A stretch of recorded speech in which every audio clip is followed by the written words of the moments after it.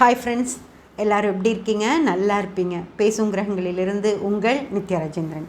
Friends, Satyanarayana Krishnan நம்ம viewer, நம்ம subscriber, அவங்க என்ன கேட்டிருக்காங்க அப்படின்னா, சாமி எங்களுடைய ஜாதகத்தில் கிரகங்கள் எங்களை செய்ய தூண்டும் தீய எண்ணத்தை மற்றும் குணத்தை கட்டுப்படுத்த மாட்டாரா? அதாவது அவங்க என்ன கேட்டிருக்காங்கன்னா, கிரகங்கள் எங்களை செய்ய தூண்டிய, அதாவது 9 கிரகங்கள் இருக்குது நமக்கு. 9 கிரகங்கள்லையும் ஒரு சில கிரகங்கள் நமக்கு தீய எண்ணங்களை கொடுக்கும், தீய வேலைகளை செய்ய சொல்லும் இல்லையா? அதை சாமி சரி பண்ண மாட்டாரா அப்படின்னு சொல்லி கேட்டிருக்காங்க ஃப்ரெண்ட்ஸ். மிக சிறப்பான ஒரு கேள்வி. இது என்ன அப்படின்னு சொல்லி பார்த்தீங்கன்னா, அதாவது நம்மளுடைய கரும வினை, ஓகேங்களா, நமக்கு என்ன நடக்கணும் அப்படின்னு சொல்லி இருக்கோ அந்த கரும வினைப்படி தான் நம்ம இந்த உலகத்தில் பிறக்கிறோம் ஃப்ரெண்ட்ஸ். ஓகேங்களா, நம்ம என்னென்ன பிரச்சனைகளையெல்லாம் தேவையில்லாமல் செஞ்சு எடுத்து மண்டையில் வச்சுட்டு போயிருக்கோமோ அதுதான் நமக்கு திரும்பியும் அடுத்த ஜென்மத்தில் நம்ம பிறக்கும்போது நமக்கு அந்த வினைகளை தான் கடவுள் கொடுக்குறாரு. அப்படி ஒரு கர்ம நேரத்தில் தானே நம்ம பிறக்கிறோம். அந்த நேரத்தில் நம்ம பிறந்ததுக்கப்புறம் கடவுள் நமக்கு எதுவுமே செய்ய மாட்டார். ஓகேங்களா, நீ தான் பிறந்துக்கணும், நீயே தான் இந்த உலகத்தில் வாழணும், வர்ற பிரச்சனைகளை நீயே தான் ஃபேஸ் பண்ணணும் அப்படின்னு சொல்லி விட்டுருவார். நம்ம இந்த குழந்தைக அம்மா தூக்கி இடுப்பில் வச்சுக்கிட்டு ஊட்டிக்கிட்டே இருப்பாங்க. எப்போ வரைக்கும்? குழந்தை நடக்கிற வரைக்கும் அந்த குழந்தைக்கு ஊட்டுறது சரி. ஆனால் குழந்தை நடக்க ஆரம்பித்ததுக்கப்புறமும் அதுக்கு ஒரு தட்டத்தில் போட்டு அதுக்கிட்ட கொடுத்துடணும். சாப்பிட்டு சிந்துவியா சிந்து எல்லாம் முடிஞ்சதுக்கப்புறம் தூக்கிட்டு போய் குளிக்க வச்சா போதும். ஆனால் அவங்க அப்படி பண்ண மாட்டாங்க. குழந்தை சிந்திரும், எல்லாம் வேஸ்ட்டாக போயிடும் அப்படின்னு சொல்லிட்டு அவங்களே ஊட்டுவாங்க. அப்போது அந்த பழக்கம் என்ன ஆகும் அப்படின்னா, ஊட்டி ஊட்டி ஊட்டி அந்த ஒரு 10 வயசு ஆனதுக்கப்புறமும் அந்த குழந்தை அம்மா ஊட்டினாலே போதும்னு சொல்லிட்டு பேசாமல் உட்காந்துக்கும். எந்த பிரச்சனையையும் அது ஃபேஸ் பண்ணாது, அம்மாவே எல்லாம் செய்வாங்கன்னு பேசாமல் உட்காந்துருக்கும். அது அம்மா வேணால் நமக்கு செய்வாங்க ஃப்ரெண்ட்ஸ், ஆனால் கடவுள் அப்படி செய்ய மாட்டார். ஓகேங்களா, கடவுள் இந்த உலகத்துக்குள்ளே நம்மளை தூக்கி போட்டுட்டு பேசாமல் இருந்துப்பார். நீயாச்சு உன் பிரச்சனைகளாச்சு, நான் எதுவும் பார்க்க மாட்டேன், நீ நல்லவனாக சரி பண்ணிவிட்டு நீயே எல்லாத்தையும் சரி பண்ணிவிட்டு நல்லவனாகவும் வாழ்ந்துக்க முடியும்னா வாழ்ந்துக்கோ.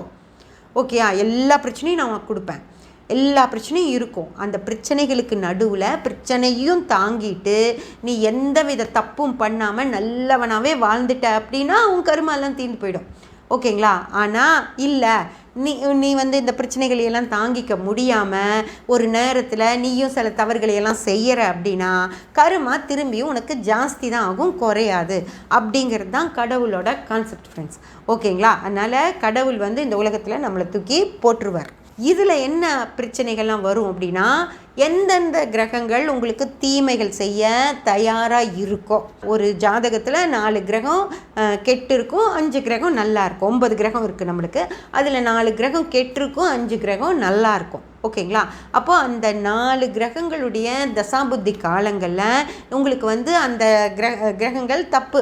இப்போது சனின்னு வச்சுக்கோங்க, சனி நல்லா இருந்துருச்சு அப்படின்னா அவங்க ரொம்ப நல்லவங்களா, நேர்மையானவங்களா, பக்திமான்களா, தன்னை சுற்றி இருக்கவங்க கூட நேர்மையானவங்களா இருக்கணும் அப்படின்னு நினைக்கும் சனி. அதே சனி கெட்டு போயிருக்கு அப்படின்னு வச்சுக்கோங்களேன், அந்த சனி தான் இல்லாத எல்லா தப்புகளும் செய்யும். குடிகாரனாக இருக்கும், அதாவது இந்த தப்பான விஷயங்களெல்லாம் செய்கிறவங்க, இந்த அடிதடி சண்டைக்கெல்லாம் போகிறவங்க, பணம் வாங்கிட்டு போய் அடிச்சுட்டு வர்றவங்க, அந்த மாதிரி விஷயங்களெல்லாம் செய்வாங்க. அதே போல் இன்னும் சில தப்பான பெண்களை தப்பாக நடத்துறது, அந்த மாதிரி ஆட்களெல்லாம் இருப்பாங்க ஃப்ரெண்ட்ஸ், சனி கெட்டவங்க. இப்போது அந்த மாதிரி சனி கெட்டு ஒரு ஜாதகர் அப்படின்னு வச்சுக்கோங்க, அந்த கெட்ட நேரத்துலையும் இல்லை நான் அப்படி செய்ய மாட்டேன், நான் குடிக்க மாட்டேன், அப்படியே நான் குடித்தா கூட இந்த சண்டை போட்டுட்டு அந்த மாதிரி இல்லாமல் குடிச்சிட்டு நேராக வீட்டில் போய் படுத்து தூங்கிடுவேன். புரிஞ்சுதுங்களா? அதாவது கொஞ்சம் நல்லவனா அந்த மாதிரி இருப்பேன், எந்த ஒரு பொண்ணையும் தப்பாக பார்க்க மாட்டேன், தப்பாக பேச மாட்டேன், அப்படியெல்லாம் முடிவெடுக்கிறாரு அப்படின்னு வச்சுக்கோங்களேன். அதுதான் நீங்கள் அந்த கெட்ட கிரக நேரத்துலேயும் உங்கள் லக்னம் நல்லா இருந்தது அப்படின்னா நீங்கள் நல்லவங்களாக நடந்துக்குவீங்க. ஓகேங்களா, இல்லை நான் அதே மாதிரி தான் எப்போ போல் தப்பாக இருப்பேன் அப்படின்னா அப்போ கர்மாவோட அடுத்த ஜென்மத்துக்கு தான் போக வேண்டி இருக்குமோ தவிர கடவுள்கிட்ட உங்களால் போக முடியாது ஃப்ரெண்ட்ஸ். ஓகேங்களா? நீங்கள் அந்த கெட்ட நேரத்துலேயும் நீங்கள் நல்லவங்களாக இருந்தீங்க அப்படின்னா தான், எந்த வித தப்புகளும் செய்யாமல் உங்கள் கர்மாவை தொலைச்சிங்க அப்படின்னா தான் நீங்கள் கடவுள்கிட்ட போக முடியும். இல்லைன்னா திரும்பியும் நீங்கள் இந்த உலகத்தில் தான் வந்து பிறந்தாகணும். அந்த மாதிரி தான் ஆகும். ஓகேங்களா? அதனால் நம்ம தான் அதை கடவுள் எதுவும் செய்ய மாட்டார் நமக்கு. ஓகேங்களா? நம்மளை வந்து படைச்சாச்சு. ஆனால் நம்ம தான் வந்து கெட்ட நேரத்துலேயும் எந்த ஒரு தப்பும் செய்யக்கூடாது அப்படின்னு ஒரு ஸ்டப்பான நின்று முடிவெடுத்து, நான் என்ன ஆனாலும் சரி நான் தப்பு செய்ய மாட்டேன், என்ன ஆனாலும் சரி அடுத்தவங்களுக்கு துரோகம் செய்ய மாட்டேன், என்ன பிரச்சனை வந்தாலும் நான் அடுத்தவங்களை தப்பாக பேச மாட்டேன், என்னோட மனசாலோ என்னோட பேச்சாலோ என்னோட செயலாலோ அடுத்தவங்களுக்கு எந்த வித துன்பத்தையும் நான் கொடுக்கவே மாட்டேன் அப்படின்னு நம்ம தான் ஸ்டப்பானாக நிற்கணுமோ தவிர கடவுள் நமக்கு இதை செய்ய சொல்லவே மாட்டார். நீ என்ன வேணாலும் செய், நீ என்ன செய்கிறியோ அதுக்கு நான் உனக்கு என்ன கொடுக்கணுமோ அது கொடுக்குறேன். அப்படி தான் கடவுள் வந்து இது விட்டுருவார் நம்மளை. ஓகேங்களா? அதாவது கடவுளை நம்புகிறோம் இல்லையா, நம்ம இத்தனையும் நான் செய்கிறேன், தெய்வமே நான் நல்லவனாக இருக்கேன், என்னை எப்படியா காப்பாற்று. புரிஞ்சதுங்களா? நான் நல்லது செய்கிறேன், யாருக்கும் நான் எந்த கெடுதலும் செய்ய மாட்டேன் அப்படின்னு சொல்லி போய் நீங்கள் அவர் காலில் விழுந்தீங்க அப்படின்னா கண்டிப்பாக உங்களுக்கு நல்லது அவர் செய்வார் ஃப்ரெண்ட்ஸ். ஓகேங்களா? யாருக்கும் எந்த கெடுதலும் செய்யாமல் போய் அவர் காலில் நீங்கள் விழுகணும். அப்படி போய் சாமி கும்பிடணும். சும்மா கையெடுத்து கும்பிட்டா போதும், தெய்வமே நான் எத்தனை கஷ்டம் வந்தாலும் சரி என் நேர்மையை நான் கைவிட மாட்டேன், அடுத்தவங்களுக்கு எவ்வளோ பிரச்சனைகள் ஆனாலும் நானே தாங்கிக்கிறேன், அதை அடுத்தவங்க மேலே நான் சுமத்த மாட்டேன் அப்படின்னு சொல்லி போய் அவர்கிட்ட நின்னீங்க அப்படின்னா அதுக்கப்புறம் உங்கள் வாழ்க்கையை கண்டிப்பாக மாற்றுவார். அந்த விஷயங்களை மட்டும் நீங்கள் கைவிட்டுறாதீங்க. நேர்மையாக இருக்கிறதும் நியாயமாக இருக்கிறதும் எந்த வித தப்பும் பண்ணாமல் இருக்கிற விஷயங்களை மட்டும் நீங்கள் கையில் வச்சுருந்தா போதும். அதுக்கப்புறம் கடவுள் உங்களை பார்த்துப்பார் ஃப்ரெண்ட்ஸ். ஆனால் செய்யறதெல்லாம் உங்கள் இது தான். நீங்கள் நல்லவனாக இருக்கணும். அவர்கிட்ட நான் நல்லவனாக நான் இப்படி தான் இருப்பேன், நான் இந்த மாதிரி இருக்கிறதுக்கு எனக்கு கை கொடு அப்படின்னு சொல்லி போய் வேண்டிக்கோங்க. அவர் உங்கள் வாழ்க்கையை மாற்றி கொடுப்பாரு.